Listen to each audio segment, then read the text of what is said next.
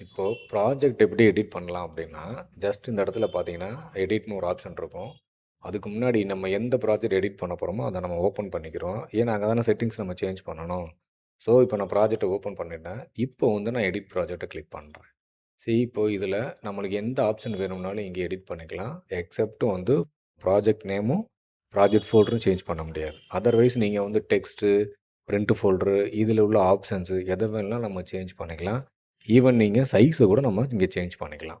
இப்போ இதில வந்து நான் என்ன பண்றேன்னா, இங்க பார்த்தீங்கன்னா, குரூம் நேம் வந்து ஜெய்தீப்பும், பிரைட் நேம் வந்து தேவகியும் இருக்கு. கப்புள் நேம் வந்து ஜெய்தீப்பும், தேவகியும் ரொம்ப கம்பைன்டா இருக்கு.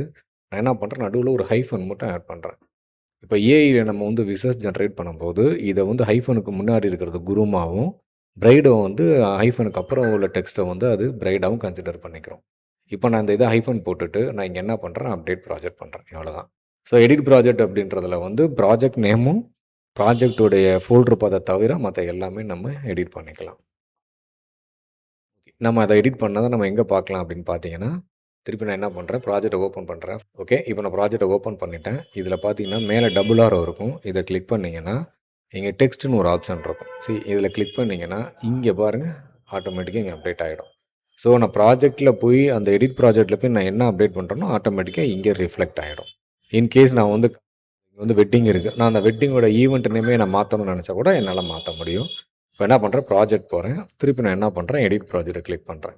ஸோ, இங்க ஈவென்ட்லயே ஆல்ரெடி வந்து சில ப்ரீசெட்ஸ் நான் குடுத்துருப்போம். அந்த ஸ்பெல்லிங் மிஸ்டேக் வராம இருக்கிறதுக்காக இங்கேயே சில ப்ரீசெட்ஸ வந்து அந்த ஈவென்ட் நேம ஃபுல்லா நம்ம குடுத்துருக்கோம். இப்போ ஃபார் எக்ஸாம்பிள் நீங்க வந்து என்கேஜ்மென்ட் இல்லன்னா பெட்ரோத்தல் குடுக்குறீங்கன்னா, பெட்ரோத்தல குடுத்துட்டு, திருப்பி நீங்க அப்டேட் ப்ராஜெக்ட் பண்ணிட்டீங்கன்னா, ஆட்டோமேட்டிக்கா இங்க போய் நம்மளுக்கு ஆட்டோமேட்டிக்கா அது அப்டேட் ஆயிடும். இப்ப பார்க்கலாம். பாருங்க பெட்ரோத்தல்னு மாறிருச்சு. ஸோ, எடிட் ப்ராஜெக்ட் இது ரொம்ப ரொம்ப சிம்பிள் தான்.